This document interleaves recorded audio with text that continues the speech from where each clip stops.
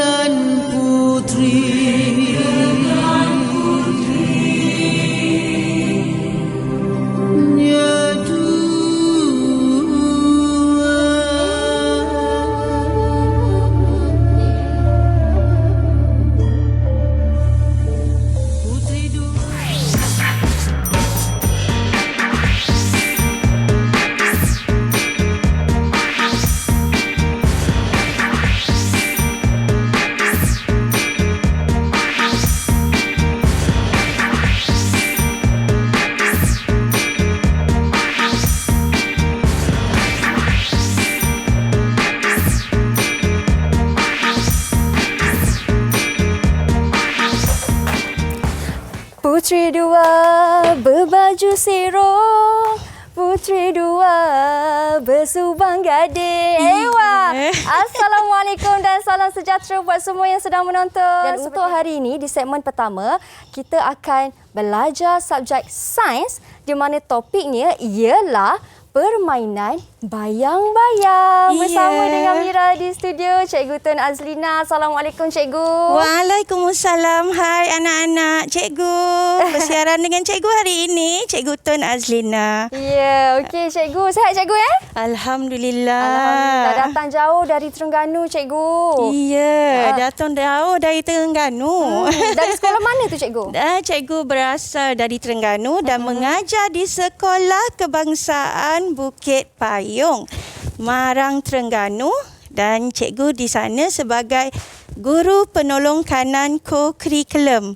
Dan cikgu mengajar subjek sains selama 28 tahun. 28 tahun cikgu. Iya, 28 tahun. Sudah lama. Maksudnya kira orang veteran. Tak ada veteran cikgu, masih lagi muda lagi cikgu. Bercerita pasal tadi cikgu main menari wayang kulit cikgu. Sesuai lah dengan tajuk kita nak belajar hari ini, iaitu permainan bayang-bayang. Betul. Tapi sebelum tu kan cikgu, mungkin cikgu boleh cerita sedikit tentang pengenalan kepada topik kita hari ini. Hari ini anak-anak kita akan bermain dua permainan bayang-bayang. Yang pertama ialah kita membina diorama yang berkaitan dengan bayang-bayang. Dan yang kedua ialah kita akan membina patung wayang kulit. Wah, bestnya bina patung wayang kulit. Saya tak sabar nak bina wayang kulit tu cikgu. Tapi sebelum tu kan cikgu, saya nak tanya. Tadi waktu cikgu menari-menari tu, ada bayang-bayang. Kalau ada bayang-bayang, mesti ada cahaya kan cikgu? Betul. Jadi ingat ya, kita memerlukan cahaya. Jadi ada banyak sumber cahaya di muka bumi kita ini. Iaitu yang pertama di sebelah sana. Okey, Mira tolong baca. Apa sumber cahaya yang pertama? Nyalaan lilin. Ya, yang kedua ialah lampu jalan dan macam-macam. Ada lampu suluh, ada lampu jalan, ada banyak lampu dan yang terakhir ialah ni, cahaya matahari. Okey, baik cikgu. Itu antara sumber-sumber cahaya. Macam kat sekarang kat dalam studio kita ni pun kita ada cahaya banyak lampu-lampu kan cikgu? Betul. Okey baik cikgu. Mungkin kita boleh buka dulu peletok muka kita. Tak nampak muka cikgu, jauh dari Terengganu tak nampak muka. Jadi saya persilakan cikgu untuk sanitasi tangan terlebih dahulu. Silakan cikgu. Baik. Kemudian saya pula Bila kita sudah sanitasi tangan kita, kita buka pelitup muka dan simpankan di dalam sampul pelitup muka. Ya, ingat jaga jarak. Ya, betul. Okey, cikgu. Inilah Cikgu Tun Azlina.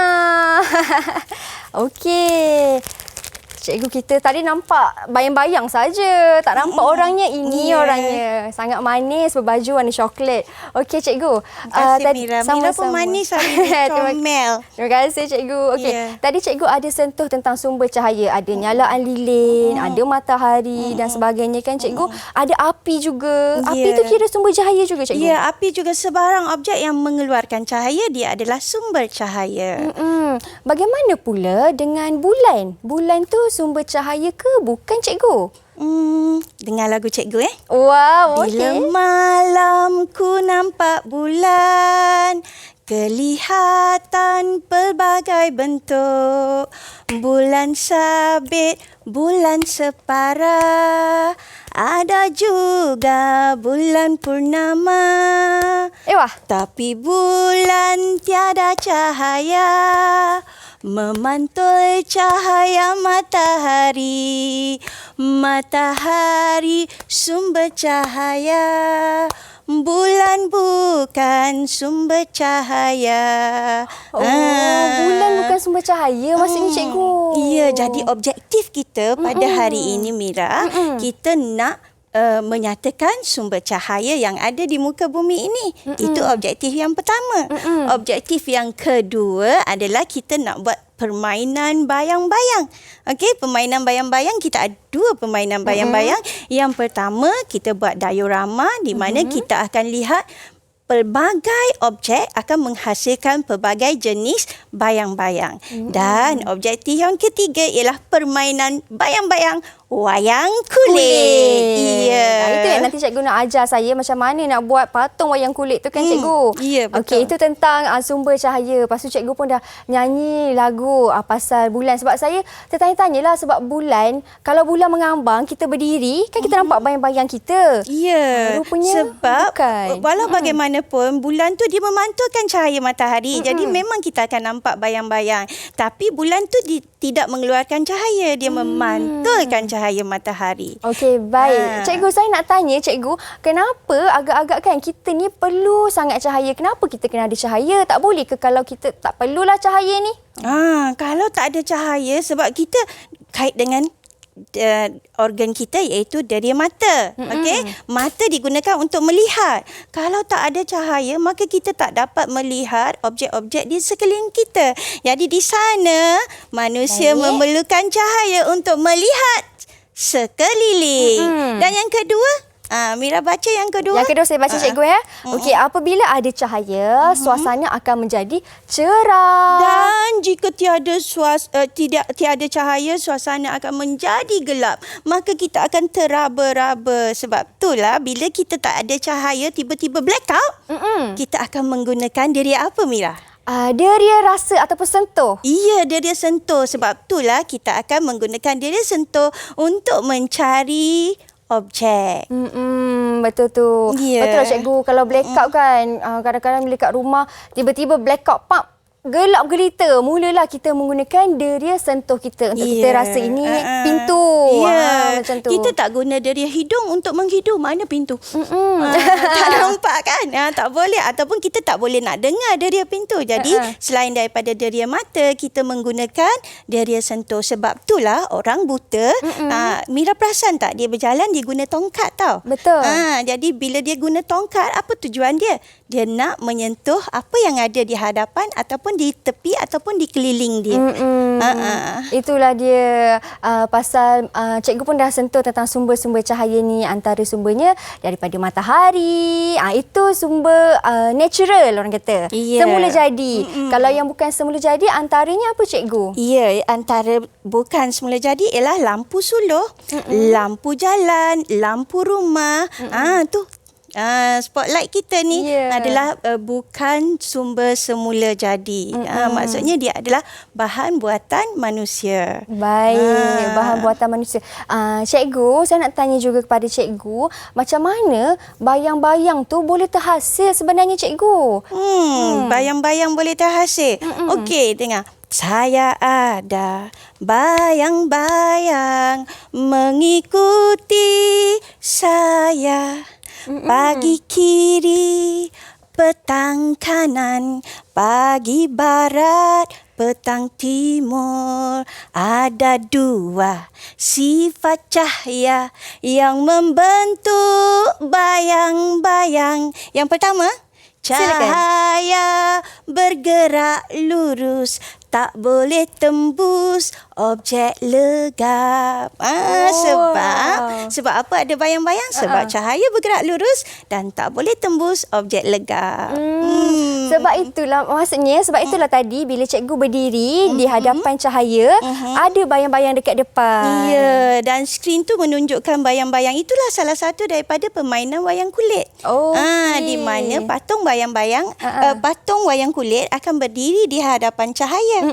Cahaya tu adalah sumber cahaya. Baik. Dan patung wayang kulit duduk di hadapan sumber cahaya, maka terhasillah bayang-bayang wayang kulit. Wah, wayang kulit sangat famous dimainkan di negeri seperti Terengganu dan juga Kelantan kan cikgu? Ya, betul, di pantai timur. Ya. Dan sekarang dah jadi international ya. Sebab pihak Muzium Negeri Terengganu juga memperkenalkan permainan wayang kulit. Baik, okey, faham. Lepas tu hari ni cikgu nak ajar main wayang kulit, nak buat wayang kulit tu macam mana, sebab kita nak aplikasikan bayang-bayang tu macam mana kan cikgu? Ya, betul. Lepas ni cikgu pun nak terangkan juga aktiviti diorama. Tapi itu diorama. nanti selepas Ya, ini. betul. Anda di rumah jangan ke mana-mana, kita kembali selepas ini hanya di Didik TV KPM.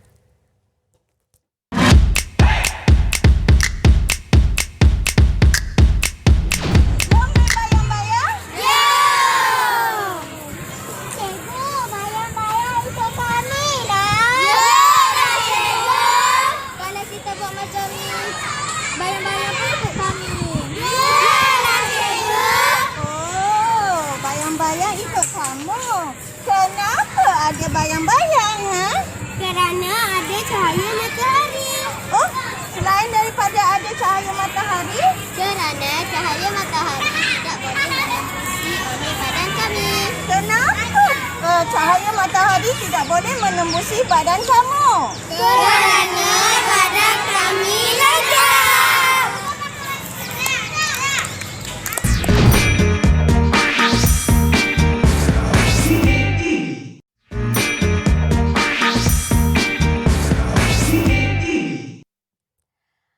Baik, kembali kita di Mahir. Tadi sebelum berhenti berehat, cikgu ada mengatakan lepas ni kita nak buat aktiviti diorama. Ya, betul. Okey, mungkin cikgu boleh terangkan kepada saya dan juga murid-murid di rumah apa sebenarnya aktiviti diorama tu cikgu? Aktiviti diorama ni sebenarnya kita menggunakan kotak dan kita menggunakan bahan-bahan yang di mana kita dah gunting dan kemudian kita akan cocok macam diorama yang cikgu dah sediakan tu. Boleh. Kita akan buat macam tu. Dia sebenarnya adalah gabungan antara mata pelajaran pendidikan seni dalam modul 3 iaitu membuat diorama dan juga cikgu mengaitkan dengan KMR, kefahaman melalui reka bentuk. Wow, jadi okey. kita perlu mereka bentuk untuk memahami sifat cahaya ni. Macam mana bayang-bayang terbentuk daripada aktiviti diorama ini. Maksudnya kita boleh tahu mana objek yang membentuk bayang-bayang yang jelas, mana objek yang membentuk bayang-bayang yang kurang jelas, dan kalau lampu didekatkan bagaimana pembentukan bayang-bayangnya, dan kalau lampu dijauhkan bagaimana pembentukan bayang-bayangnya. Okey. Bersedia menarik. anak-anak? Bersedia. Bersedia. Tapi kan cikgu, mereka kat rumah yang dah bersedia tu mesti tanya, cikgu, apa bahan yang diperlukan nak buat ni? Ya, betul. Okey. Ini katak ni Okey. sebagai hiasan diorama kita supaya dia nampak cantik. Okey, tetapi yang kita perlukan yang kat dalam tu kita perlukan yang pertama ialah polistrin. Ini Baik. polistrin ataupun gabus. Okey, ni adalah polistrin. Polistrin ni kita perlu warnakan dia mengikut mengikut warna apa diorama yang kita nak hasilkan. Contohnya kalau hari ni Cikgu Tun nak hasilkan diorama yang hidupan di air. Ya. Maka apa warna yang sangat sesuai hidupan di air? Kalau air mestilah warna biru kan cikgu? Ya, jadi kita kena warnakan dulu ni. Dan lepas tu ini rumput ni konon-kononnya dia sebagai rumpai. Lepas tu kita ada batu-batu kecil, okey, dan batu-batu besar. Ini nampak tak ni? Cikgu ada ni. Rumpai Pokok-pokok. air, pokok-pokok Dalam ni. air, Jadi lepas tu cikgu ada ni nampak. Cikgu cari gambar haiwan-haiwan di air. Ada penyu. Ada apa ni? Ikan buntal. Ni ikan apa? Ikan tenggiri ke bukan ikan ikan tenggiri bawal. macam ni. Ikan bawal ni nampak berkepak elok ni. Okey, dia ada siput tapi siput tak duduk dalam air. Tapi tak apalah, cikgu ambil, cikgu print je. Ini dia ada rumpai air dan rumpai air tu cikgu ada guna pelbagai ni, nampak tak ni? Okey. Okey cikgu, yang tu boleh tak saya pegang kertas tu? Okey, saya pegang, saya tunjuk kepada mereka di rumah. Baik, ada siput ni, siput SpongeBob cikgu. Sebab tu dia dalam air. Okey. Ya, siput SpongeBob. Ya betul lah Gary. Ya. Gary tinggal dalam air. Betul. Baik. Okey cikgu, sambung cikgu dengan kertas warna ni. Nampak ini cikgu ada banyak kertas berwarna. Jadi ni bukan kertas tau, ni adalah plastik berwarna. Baik. Ada yang warna biru, ada yang warna hijau, ada yang warna merah, ada yang warna kuning, bergantung kepada kreativiti anak-anak kalau nak buat hidupan di air.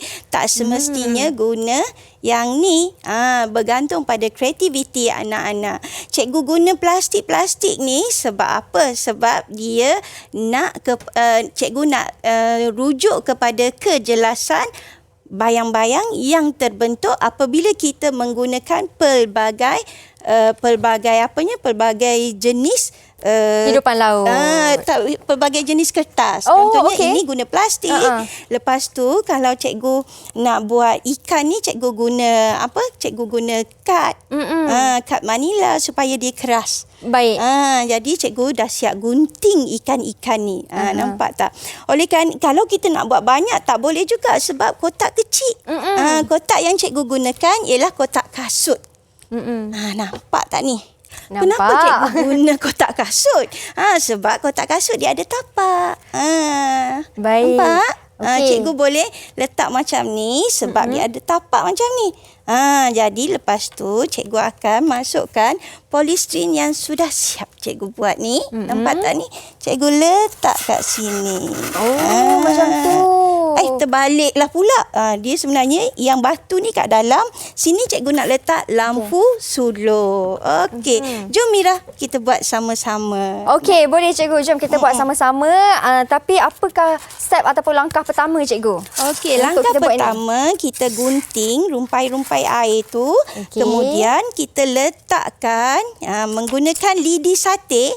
Anak-anak nampak ni, lidi sate ni dia ada macam-macam panjangnya. Ada yang pendek, ada yang panjang.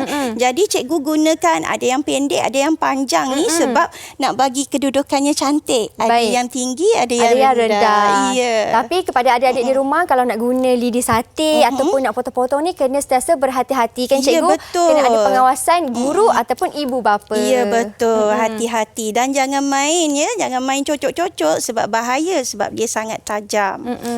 Kalau tercocok nanti luka pula. Ya, betul. Kan Okey. dah susah. Okey cikgu, yang pertama tadi cikgu kata kena potong dulu rumpai laut ni cikgu. Ya, kita potong dulu rumpai laut. Rumpai laut ni kita potong. Okey, lepas tu kita letakkan lidi sate di belakangnya. Okey. Baik. Saya potong saya punya cikgu Boleh. Okay, macam ni. Okay, Potong kita tengok berhati-hati. siapa paling kreatif. Cikgu biasa tak kreatif sangat ni. Ya ke cikgu? Apa kita tengok. Cikgu tak kreatif sangat nak susun-susun ni. Mesti tak cantik. Tapi tak apa, cikgu cuba. Saya pun cuba cikgu. Kita gunting rumpai laut kita. Lepas kita gunting rumpai laut ni, kita letakkan lidi sate di belakangnya. Baik. Cikgu, rumpai laut ni kan boleh je ke lukis macam mana ke kita boleh ambil daripada internet, kita tampal? Boleh ambil dari internet ataupun kita ada idea sendiri nak lukis rumpai laut macam mana pun boleh. Tak ada masalah. Sebab tu cikgu kata menggunakan kreativiti. Baik. Anak-anak kena guna kreativiti untuk menghasilkan diorama ni. Okey? Dan biasalah kalau kita tak berjaya, kita kena cuba lagi. Sebab tu kita ada kaedah cuba jaya. Jangan mudah putus asa ya anak-anak. Betul. Dengar tu, jangan mudah putus asa. Cikgu, tajam juga kertas ni kan cikgu? Iya, betul. Berhati-hati ya. Sebab dia akan jadi paper cut. Dia akan jadi apa? Dia kena tepi tu. Dah siap. Okey, cikgu punya dah siap lah lajunya cikgu. Kejap ya, saya baru nak potong. Sebelah tepi lagi. Okey, saya pun dah nak siap juga. Okey, ni saya punya rumpai laut. Rumpai laut saya versi warna biru. Sama dengan cikgu. Okay. Lepas tu kita ada rumpai laut warna hijau. Sekarang kita gunting rumpai laut warna hijau ni. Gunting cantik-cantik. Baik. Kalau kita nak lukis, kita guna marker pen yang permanent. Yang kekal, dakwatnya kekal. Jangan guna yang yang whiteboard tu. Dakwat dia tak kekal. Jadi kena guna yang permanent, dakwat kekal. Okey? Supaya senang kita dia tak tanggal. Ya. Betul? Okey. Lepas tu saya pun ada warna merah juga cikgu. Ya, memang ada warna merah. Jadi sebab tu kita nanti kalau kita tengok macam mana rupa diorama yang kita buat nanti mesti cantik. Okey. Jadi kita ada bahan yang lut cahaya, kita ada bahan yang legap.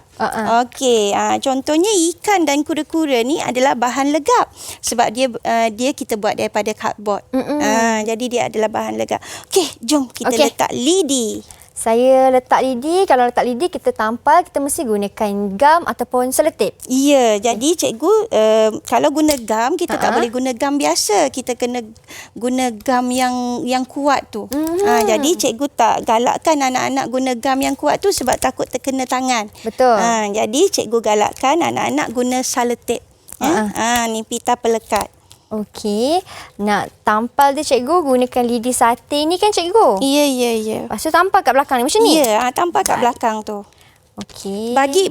Kalau nak tampal kat belakang, bagi dia tegak. Macam ni cikgu? Bagi dia tegak. Ya, betul. Kemudian saya pun tampal dia.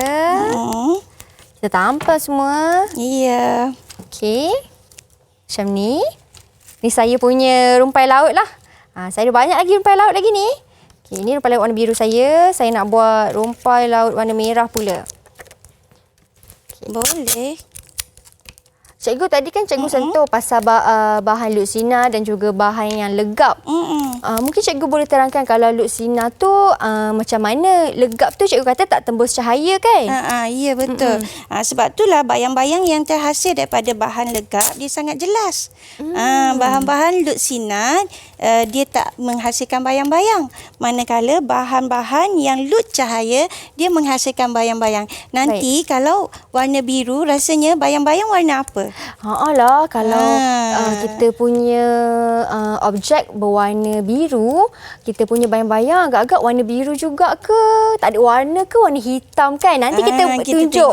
Kita tengok sama-sama. Baik. Saya dah boleh cocok ke cikgu? Boleh. Kita cocok ya. Kalau dah siap dah boleh cocok. Okey.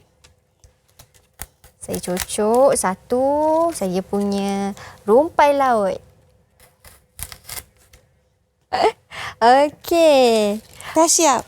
Wah. Baru cocok rumpai laut. Saya ada lagi ni. Saya nak tunjuk kepada adik-adik yang saya ada ikan juga. Nama ikan ni ikan apa tadi cikgu kata? Ikan buntal terbalik tu ikan tu. Ikan buntal terbalik? Kalau terbalik dia mati. Terbalik ke cikgu? Dia mata ke atas. Dia macam tu. Oh ya. Macam ni. Okey. Ini ikan buntal kita. Mati pula dia kan? Ya, terbalik. Nanti dia berenang terbalik. Maksudnya kalau ikan terbalik berenang tu maksudnya nak mati. Dengar tu. Itu cikgu bagi lagi ilmu lain pula pasal ikan.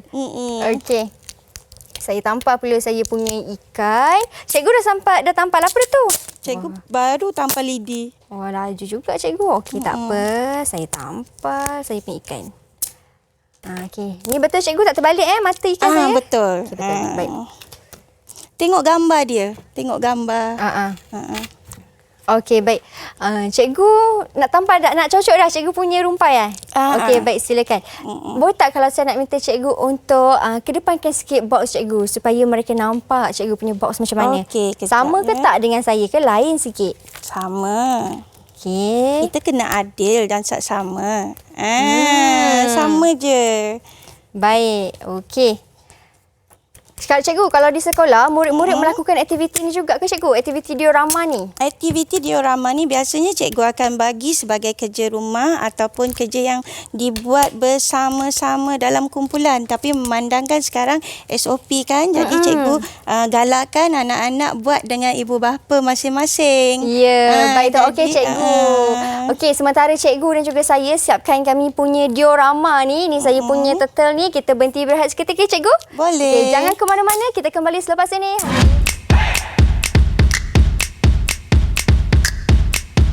Cikgu, botol air ni bayang-bayangnya jelas dan botol air ni bayang-bayangnya gabur dan botol air ni tiada bayang-bayang. Jadi pembentukan bayang-bayang bergantung kepada jenis objek.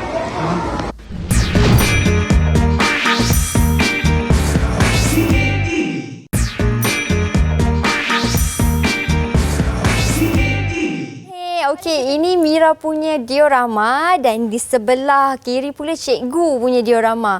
Okey cikgu, kita punya diorama ni dah siap. Mungkin cikgu boleh terangkan sikit. Nampak tak ni anak-anak? Pembentukan bayang-bayang dia bergantung kepada jenis objek. Jadi kejelasan bayang-bayang yang terbentuk bergantung kepada jenis objek. Ada yang objek lut cahaya, ada objek yang legap. Jadi pembentukan bayang-bayang di belakangnya bergantung kepada sifat objek tersebut. Dan pembentukan bayang-bayang juga bergantung kepada sumber cahaya iaitu lampu suluh. Okey, bila lampu suluh dekat dengan objek, maka bayang-bayang yang dihasilkan adalah sangat besar.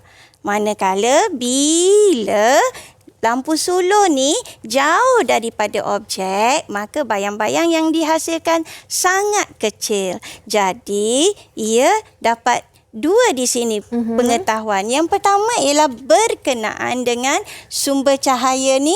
Kalau dekat dengan dekat dengan objek, maka bayang-bayangnya besar. Jika sumber cahayanya jauh dengan objek, maka pembentukan bayang-bayangnya adalah kecil. Baik. Iya. Cikgu, macam kat studio ni kan cikgu, mungkin sebab kita punya lampu terang, jadi bayang-bayang kita tak berapa nampak dengan jelas kan cikgu? Ya, betul. Tapi kalau kita buat ni dekat tempat yang gelap, mesti boleh nampak bayang-bayang. Ya, betul. Kalau kita buat tempat yang gelap. Oleh kerana lampu studio ni, dia lampu memainkan peranan, jadi tak berapa jelaslah kelihatan bayang-bayangnya. Tapi kalau anak-anak buat kat rumah, memang cantik bayang-bayang yang dihasilkan. Dan tadi bayang-bayang tu dia warna hitam. Ada bayang-bayang warna hitam apabila cikgu menggunakan cardboard tu tadi. Baik. Ada bayang-bayang yang membentuk warna biru apabila cikgu menggunakan plastik luksina yang berwarna lut cahaya yang berwarna biru. Baik, okey. Dan ada yang berwarna hijau kerana cikgu menggunakan plastik yang lut cahaya yang berwarna hijau. Hijau pula. Ya, betul. Okey, baik cikgu dah faham dah pasal bayang-bayang. Sekarang ni dekat depan saya dengan depan cikgu ni ada Ewa.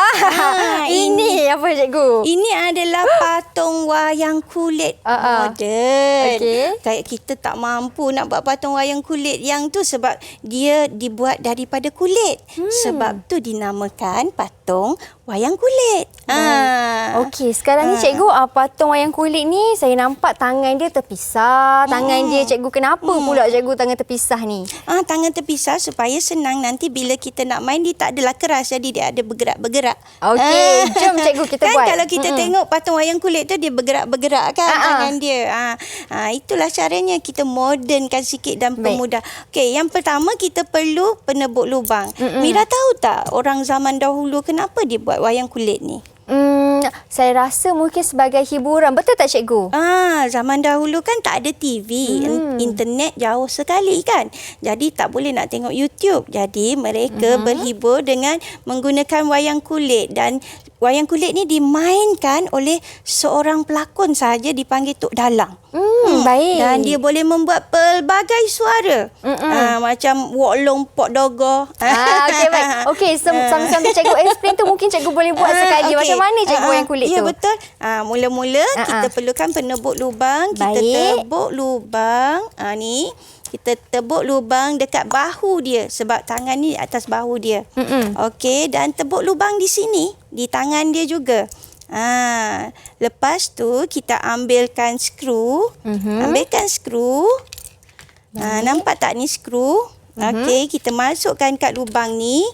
Okey, masukkan. Kita masukkan sahaja. Kemudian cikgu? Ya, masuk kat lubang. Sekejap ya. Saya cuba masukkan. Dah dapat masukkan. Kuat sikit, Mira. Kuat sikit. Iya. Okey. Okey. Tak apa. Okey, tak apa cikgu. Cikgu teruskan sama-sama saya masukkan. Okey cikgu. Lepas tu masukkan kat sini. Baik. Sekejap ya. Dia dah dapat tangan dia. Nampak tak ni? Jadi lepas tu kita nak ketatkan dia, kita guna ni pengetat skru di belakangnya. Baik. Kita masukkan pengetat skru di belakang pula. Okey. Saya punya ketat sikit. Saya rasa saya kena tebuk lagi sekali kot cikgu. Boleh, okey. sila. Saya tebuk lagi sekali. Okey. Cikgu, tadi cikgu kata ada yang mainnya seorang sahaja. Dipanggil Tok Dalang. Ya, dipanggil Tok Dalang. Dan Tok Dalang ni, dia pandai membuat pelbagai suara. Kalau zaman dulu, Datuk Jamali Syadat tu. Kan dia Atan, Pak Atan. Cikgu hebat cikgu. Lagi sekali cikgu. Pak Atan, macam ni cikgu. Dia selalu kan, Atan pergi main. Atan tak nak lah pergi. Tapi yang wayang kulit ni pula, Wok Long Pok Dogo. Pak Dogo nak gimana tu? Wak Long Pak Dogo. Wok Long Pak Dogo. Baik. Jadi ni kita buat wayang kulit moden. Tak adalah Wok Long Pak Dogo. Jadi ada cikgu cantik je. Itu dia. Cikgu cantik dan juga cikgu handsome. Saya punya cikgu handsome. Okey, cikgu punya dah siap dah tangan cikgu tu. Alamak, skru ni tak masuk lah. Okey, tak apa.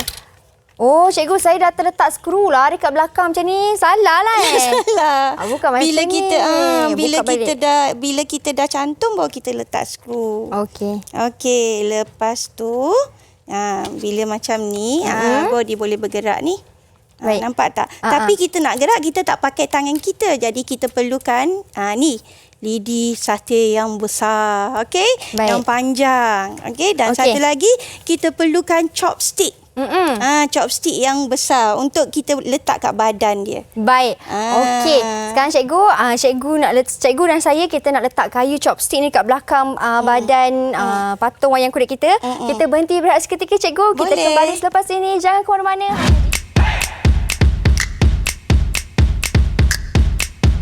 Anak-anak, ada bawa lampu sulur tak? Ada! Hidupkan lampu sulur, kemudian tunjuk ke atas. Ambil satu objek, letak di atas lampu sulur. Cikgu, pensel ini ada bayang-bayang lah. Cikgu, bekas botol air ini bayang-bayang tak jelas lah. Cikgu, bekas botol air ini bayang-bayangnya jelas. Dan bekas botol air ini bayang-bayangnya kabus. Dan botol air ini tiada bayang-bayang. Cikgu, pembentukan bayang-bayang objek bergantung kepada jenis objek lah cikgu. Ya, betul.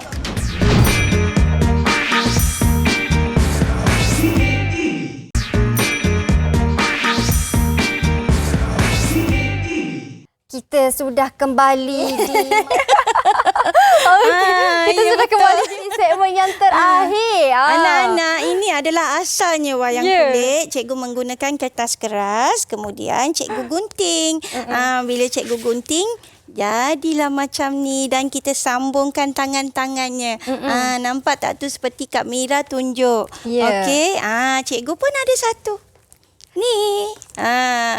Tangan yang tu pun boleh bergerak. Oh, boleh juga. Boleh juga. Baik. Apa khabar semua anak-anak? Khabar baik, cikgu. Lepas ni kita nak main wayang kulit tau. Sebelum kita nak main wayang kulit, cikgu nak bagi kesimpulan lah. Silakan, cikgu. Hari ni tercapailah objektif kita kan. Yang pertama ialah kita tahu bahawa terdapat pelbagai sumber cahaya. Ada yang semula jadi, ada yang tidak semula jadi. Dan kita dah cipta 2 permainan wayang kulit. Dua permainan bayang-bayang. Yang pertama adalah kita buat diorama dengan menggunakan sifat-sifat cahaya dengan objek-objek yang berbeza.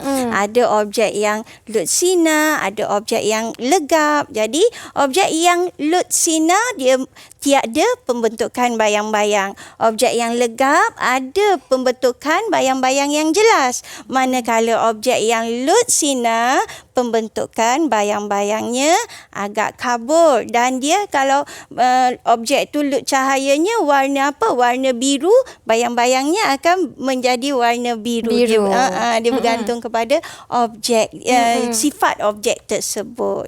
Kalau objek tu legap, bayang-bayang dia berwarna Hitam. berwarna hitam. Ya, Baik. betul. Lepas tu kan cikgu tadi kan cikgu kata kalau cahaya tu makin dekat dengan objek tu, bayang-bayang akan jadi lebih besar kan cikgu? Ya, betul. Bayang-bayang akan jadi lebih besar dan jika jauh daripada objek, maka bayang-bayang yang terbentuk lebih kecil. Baik, Itu okey. adalah sifat cahaya dan bayang-bayang, pembentukan bayang-bayang. Baik. Dan ingat adik-adik macam cikgu dah terangkan tadi, bulan bukan sumber cahaya. Dan ingat ada 2 sifat cahaya yang membentuk bayang-bayang. Ewa. Cahaya bergerak lurus, tak boleh tembus objek legap. Cahaya tak boleh tembus objek legap, objek legap. Okey. Reka lagu baru. Ingat tu, maksudnya bulan hanyalah sebagai pantulan cahaya sahaja. Bulan memantulkan cahaya matahari. Matahari tu sumber cahaya dan bulan memantulkan cahaya matahari. Bumi juga memantulkan cahaya matahari. Sebab itulah bila kita di bulan kita akan nampak bumi. Macam tu. Okey, dah faham dah. Yang pasal kita nak buat mengenai wayang kulit ni juga cikgu, kerana adanya sumber cahaya juga. Ya, betul. Dan cahaya tidak boleh menembusi objek legap. Maka terbentuklah bayang-bayang. Jom kita main wayang kulit selepas ini. Boleh. Kita pun tak sabar dah nak main wayang kulit selepas ya, ini. betul. Kita jumpa selepas ini. Jangan ke mana-mana. Bye. Assalamualaikum.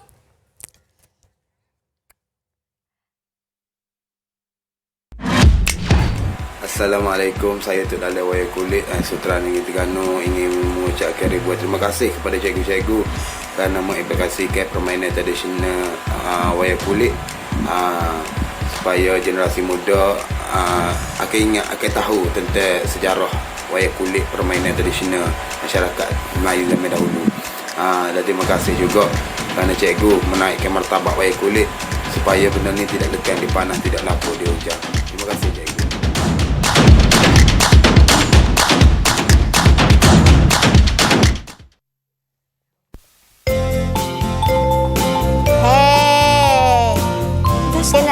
Awak buat apa tu?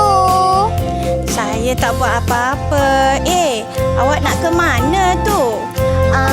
Saya nak ke bazar, nak beli untuk juadah buka puasa.